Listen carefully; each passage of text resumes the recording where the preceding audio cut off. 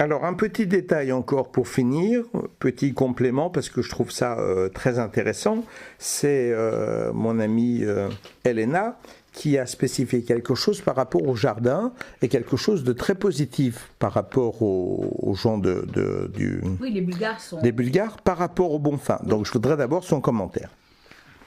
Ben, les Bulgares, et je pense que c'est le point, peut-être même le seul point positif, où les Bulgares ont dit, là quand même, ils font mieux que nous parce qu'ils ont leur propre jardin, ils cultivent la terre, ils ont des bons résultats, tandis que nous, bon, on a plusieurs centres, mais on ne produit rien, on n'a pas de jardin. Ça, ils étaient quand même admiratifs, et voilà.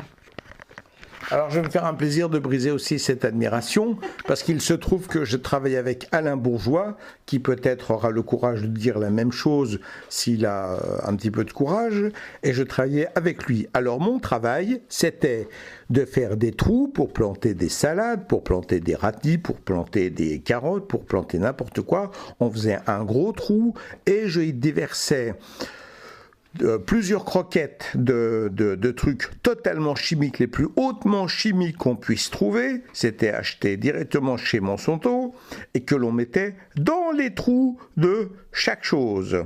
Et on en mettait au moins la moitié du trou, c'est-à-dire la valeur d'un bon yaourt bien rempli de croquettes. Puis ensuite on mettait les carottes avec la terre et ainsi de suite.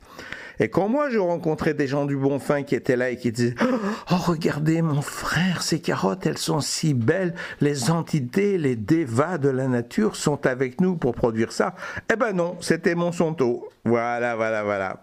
Donc là je suis bien placé pour le savoir parce que j'étais là. Hein. C'est moi qui vidais tous les trucs, je trouvais ça dégueulasse, mais bon en même temps j'étais juste quelqu'un du Bonfin et je faisais ce qu'on me disait de faire. En plus j'étais assez nouveau dans l'agriculture et Alain Bourgeois me disait toujours c'est comme ça parce qu'à un moment on a même essayé de faire comment ça s'appelle, de la permaculture, et la permaculture, ça a été un cauchemar total, puisqu'il disait qu'il fallait laisser reposer la terre pendant plusieurs années, ce qui était hors de question, parce que nous avons besoin d'une production maximum au Bonfin, puisque le maximum de bénéfices du Bonfin se faisait grâce à une production hyper intensive, grâce aux produits chimiques Monsanto et compagnie.